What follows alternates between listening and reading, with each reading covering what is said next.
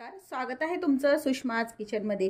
आज आपण आवळ्याचं लोणचं तयार करणार आहोत। थोडीशी पद्धत वेगळी आहे बनवायची, पण अगदी साधी सोप्या पद्धतीने हे आवळ्याचं लोणचं करत आहोत। आणि हे लोणचं जास्त दिवस पण टिकतं, फ्रीज मध्ये ठेवलं फ्रीजच्या बाहेर पण हे लोणचं बरेच दिवस छान टिकतं।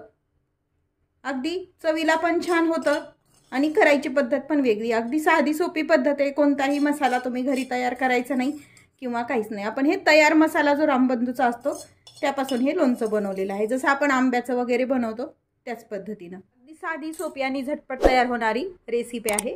रेसिपीला सुरुवात करण्याआधी तुम्ही जर माझ्या चॅनलवर नवीन असाल तर चॅनलला सबस्क्राइब करा, लाईक करा, तसेच रेसिपी शेअर करायला। आवळ्यापासून तुम्ही कोणते कोणते पदार्थ तयार करता, तसेच आवळ्याचं लोणचं कसं तयार करता हे कमेंट करून नक्की सांगा। आता आपण रेसिपीला सुरुवात करूया। आवळ्याचं लोणचं बनवते, अगदी साधी सोपी रेसिपी आहे। यामध्ये आपण मसाला घरचा न बनवता रेडीमेड रामबंधूचा मसाला वापरणार आहोत, त्यामुळे लोणचं हे अजून छान लागतं। हे कोणत्याही मसाल्याचं प्रमोशन नाही, हे माझं स्वतःचं मत आहे। केपरेचा किंवा मग रामबंधूचा कोणताही तयार मसाला वापरून पण तुम्ही आवळ्याचं लोणचं छान तयार करू शकता।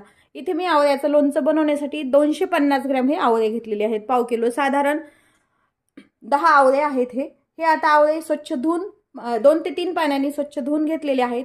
एकदम कोरडे करून घ्यायचे आणि एका चाळणीवरती ठेवून याला छान वाफवण्यासाठी आधीच पाणी गरम करायला ठेवलं होतं। यामध्ये ही चाळणी ठेवायची, तुम्ही कुकरला पण वापरू शकता किंवा मग या पद्धतीने पण असेल तर त्यावरती पण आपण वापरू शकतो। यावरती आता झाकण ठेवायचं, एक 5 ते 10 मिनिट आवळे हे जे आहेत ते व्यवस्थित वाफवून घ्यायचे। आपल्याला पाहूया, आवळे आपले छान वाफवले गेलेले आहेत। पाहू शकता तुम्ही, रंग थोडासा बदललाय। गॅस बंद करून घेऊया आणि आवळे थोडे आपल्याला थंड करून वाफून झालेत, थंड पण झालेत। याची आपल्याला फोडी बाजूला काढून घेऊया आणि ही जी गुठळी आहे ही बाजूला काढून टाकायची, अंठळी याची।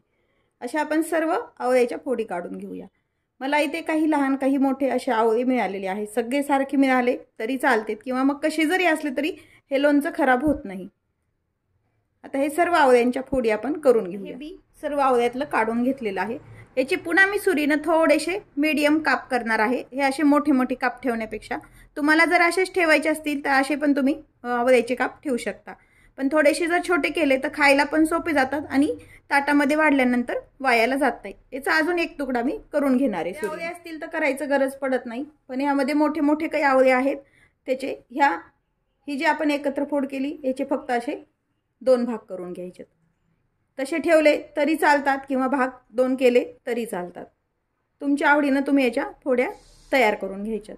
जे मोठे आवळे आहेत त्याच्याच मी फक्त असे 2 भाग केलेत, बाकी जे छोटे आवळेचे आहेत ते तसेच ठेवलेले आहेत। आता याच्या आपण फोडी तयार करून डायरेक्ट तशा फोडी उकडल्या की त्याला मसाले वगैरे लावतात, पण ही थोडीशी पद्धत वेगळी, त्यासाठी ही पुढची प्रोसेस। या पद्धतीने केलं तर लोणचं जास्त दिवस टिकतं व खराब होत नाही। इथे मी कढई गरम करायला ठेवली आणि 2 पळी याच्यामध्ये तेल टाकून घेतले। नेहमी आपलं जे कुकिंग ऑइल आहे तेच आहे, तुमच्याकडे जर मोहरीचं तेल असेल तर ते पण तुम्ही वापरा। आंब्याच्या वगैरे लोणच्याला आपण तडका तयार करतो तसं यामध्ये आधी मोहरी टाकून घ्यायची। ऑप्शनल आहे हे, तुम्ही जर डायरेक्ट फोडीला लावलं तरी चालतं किंवा मग गरम तेलामध्ये कोणतेही पदार्थ न टाकता फक्त ह्या ज्या फोडी केलेल्या आहेत त्या परतल्या तरी चालतं आहे। या पद्धतीने एकदा करून पहा, लोणचं पण टेस्टी लागतं आणि टिकतं पण चांगलं। आता मोहरी तडतडायली आपली, 10 ते 15 मेथी दाणे आणि 5 ते 6 लवंगा घेतलेले आहेत, यामध्ये टाकून घ्यायच्या। आता मेथी पण छान तळत आली, ह्या ज्या फोडी केलेल्या आहेत आपल्या आवळ्याच्या ह्या तेलामध्ये टाकून घ्यायच्या। लवंग अशी फुटले जाते, त्यामुळे थोडंसं काळजीपूर्वक। आता हे 2 मिनिट तेलामध्ये ह्या फोडी छान परतून घ्यायच्यात आपल्याला। तेलाचं प्रमाण तुम्ही तुमच्या आवडीनं कमी जास्त पण करू शकता। जास्तीचं असेल तर लोणचं टिकायला फायदा होतो, लोणचं लवकर खराब होत नाही। तेलामध्ये ह्या फोडी तळून घेतल्यामुळे यातला पाण्याचा अंश पण कमी होतो, जरी असला थोडाफार तरी।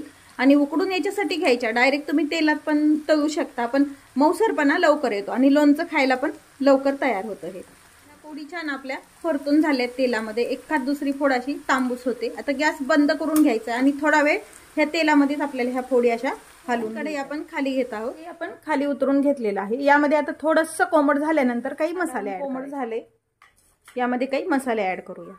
थंड झाले बऱ्यापैकी। 1 किलो आवळे असतील तर पूर्ण ही पुडी आपण कोणत्याही लोणच्याला वापरतो, म्हणजे 1 किलो आंबे असो किंवा आवळे असो। पण आता हे आपले 1 किलो आवळे नाही आहेत, त्यामुळे ही अख्खं पाकिट मी फोडले, पण ते जे 2 मोठे सूपचे चमचे असतात, साधारण एक तुपाच्या वाटीभर आपल्याला याला मसाला वापरायचा आहे. 2 मोठे जे चमचे असतात, सूप पितो आपण त्या चमच्याने मी यामध्ये हा मसाला टाकून घेतलाय. बाकी मी याच्यात मोहरीची डाळ वगैरे काहीही टाकणार नाही. तिखट पण यातलंच वापरणार आहे. म्हणलं तर हळद वापरते. हळद हे प्रिझर्वेटिव्हचं काम करते, त्यामुळे लोणचं चांगलं टिकतं. गूळ किंवा मग साखर एक 2 चमचे, पोहे खातो त्या चमच्याने. मीठ चवीपुरतं. हिंग मात्र जास्त वापरायचं. आपण फोडणीत हिंग वापरलेला नाही, कच्चा हिंगच वापरते, त्यामुळे टेस्ट पण चांगली राहते आणि लोणचं टिकतं पण छान.